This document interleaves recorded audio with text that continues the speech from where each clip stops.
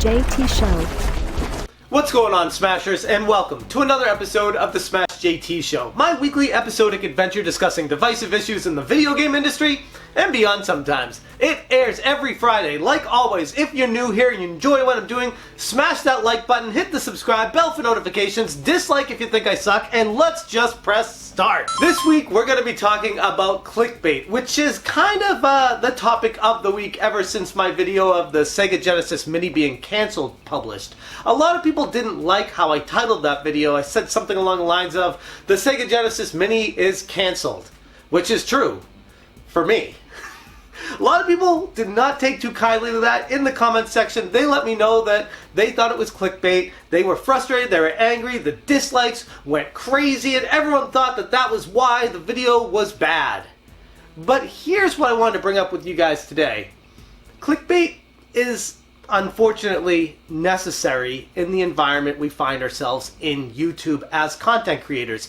If you want to grow your channel, if you define your success as growing your channel, if you want to get bigger, if you want your video to get seen by people, it's an extremely competitive landscape, and the more you entice people to click on your video, the more people will watch your video. And it is a very fine line as a content creator that you need to walk as far as lying to people straight up and getting them to be enticed enough to click on your video. Now, there are some people that do this very well. There are people that don't do it as well as others, but it seems to be a direct correlation between acceptance of the matter of clickbait depending on the channel size. If you're a gigantic channel, the bigger you are, the more acceptable it is. The number one example, probably the biggest clickbaiter in all of YouTube, PewDiePie, who is approaching 100 million subscribers. And for those of you who may not be familiar with him, if you take a look at his channel, pretty much every single video thumbnail has very little to do with what he's going to be talking about in that video, and oftentimes the title also has nothing to do with what he's going to be talking about, but it does get people to click, it gets people to watch it, and it gets subscribers to subscribe to him. That is what he is going for. He wants to grow his channel to be the biggest ever, and by making these videos the way he does, it's working for him. That's kind of an extreme example. If you take it down a little bit less to, say, the likes of under a million, like Kevin Kenson or Beat 'em Ups, Wood, Hawker, really nice people. I've interacted with Wood plenty of times, get along with him well, and I see he clearly clickbaits often. Kevin Kenson clearly clickbaits often. It doesn't mean that's a bad thing. In fact, as a creator, the more I'm working in YouTube, the more videos I make, the more I see why it works, why it's successful, and why they continue to go that route. Do they like doing it? Probably not, but they understand why they have to do it. And that is kind of the problem with YouTube. People shouldn't be blaming the content creator for doing this. It's more of a result of the algorithm, a result of the situation and the manipulation of everything that's been created by YouTube in general. We as content creators kind of have to just fall in line with what's going to be working. And in this case, clickbait is key. And why I said it has something to do with the bigger you are, the more successful it is it's funny. I've noticed when I make videos that deal with clickbait titles or thumbnails or anything that involves maybe stretching the truth of what I'm going to be talking about in the video, or something that could be misconstrued easily, which is another angle that clickbaiting can take, I get hammered. The dislike ratio is crazy. People can't wait to unsubscribe. People can't wait to hate on me in the comment section. People can't wait to just destroy me any chance they get. But then if a bigger channel does it, they get some dislikes, they get some hate in the comments, but overwhelming majority is their supporters, the people that have been with them from the beginning and enjoy what they're doing enough to not care about the clickbait, to not hold that against them, to just watch the video for what it is and take it in and enjoy it. Kevin Kenson made a video about the Switch Mini where he literally is standing behind it. Right in front of him is the Switch Mini, which just got announced. That is impossible. Nintendo did not send him a Switch Mini. That is just a green screen, and he's standing behind something that's superimposed in front of him, and he's looking at it like, oh my gosh, it's right here in front of me, and in the thumbnail he's holding it. But then when he actually gets down to talking about the Switch Mini, he doesn't have it. And that's not even part of the video. He just pretended to have it to make people feel like, oh, he got it early. He's important enough to have this. He didn't get it early, but he wanted to have people perceive it that way so that he got the attention to his channel. Not knocking him for that. It was genius, and it worked out very well based off the views. And I was actually a little bit surprised that the comment section on that video didn't really have too much negativity, not really anybody saying anything about this, and the likes to dislike ratio seem fairly normal.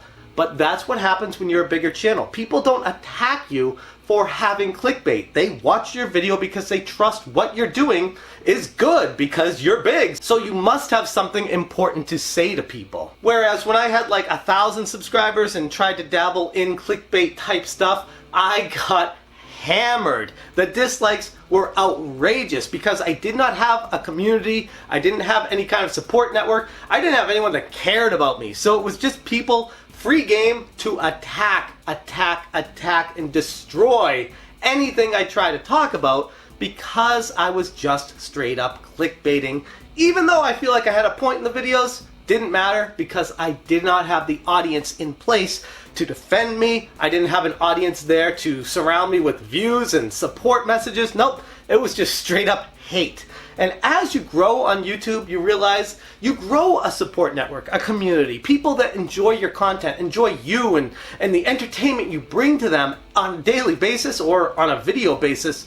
However often you make your videos, those people will be there to let you know what they think, and they're not going to attack you unless they have a good reason to. But going back to the Switch Mini topic, a lot of channels out there kind of clickbaited with thumbnails, not gonna lie. I, again, don't think there's anything wrong with clickbait, as you can clearly see with some of my other videos. I don't think clickbait should have a negative connotation to it. I feel like angry people that get tricked into watching the videos are frustrated about it and they give this negative connotation to clickbait. But the truth behind clickbait is the actual definition, which is, on the internet, content whose main purpose is to attract attention and encourage visitors to click on a link to a particular web page. Rumor wouldn't spread as well. It's the fact that Banjo is coming to Smash. It's the fact that I can put Shadow the Hedgehog in my thumbnail and get clicks. That is the reason that these characters are always in these leaks. There's nothing negative about that unless you take it as negative. On its face value, clickbait is truly just something that makes people want to watch what you're doing. Which, again, back to the premise of this video, that is kind of what YouTube has become, for better or worse. People can do it well, other people not so much. There is, like I said, a very delicate balance to walk, a fine line with clickbait.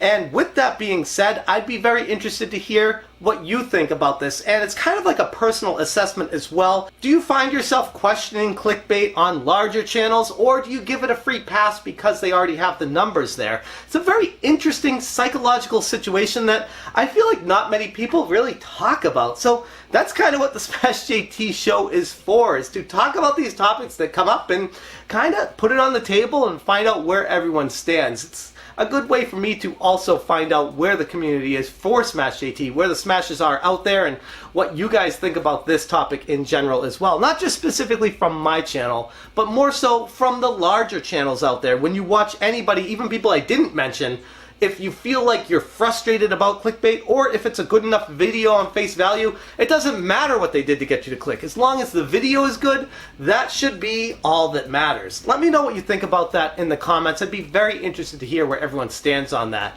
Now, moving on to the smashing video of the week, somebody who has definitely not gotten nearly enough credit for how well they make content is Token Geek. And this guy, I mean, I could already pretty much say it right now, he's going to be the Smasher of the Month for September 2019. He's just so fantastic with the videos he makes, the in-depth research and talking about the games. In this video specifically, he talks about the history of The Legend of Zelda and the differences between the remakes and the originals and what made them so special and why they stand out apart from the others. Definitely a video you should give a chance. I'll put a link in the description below to check it out. But it added quite a bit of content to the base experience, provided you have link cables, Game Boys, and people to play with. Oh, and screams. Stop! Either way, Link to the Past plus Four Swords manages to stand out as one of the bigger remakes in the franchise. Oh my god, could you please stop? I'm trying to move on to the next game. And that's where I'm going to leave this week's episode. Again, I want to say a special thank you to all the Patreons listed here that support Smash JT on a monthly basis with their pledge. If you're interested in joining them for as little as $1 per month, I will put a link right there to the Patreon. And if you still haven't subscribed and you enjoy what I'm doing, I will put a link for the subscription right there. And if you missed last week's video, I'm going to put it right here somewhere, just like always. That's all I got for you guys today. Thank you so much for watching, and as always, you stay smashing.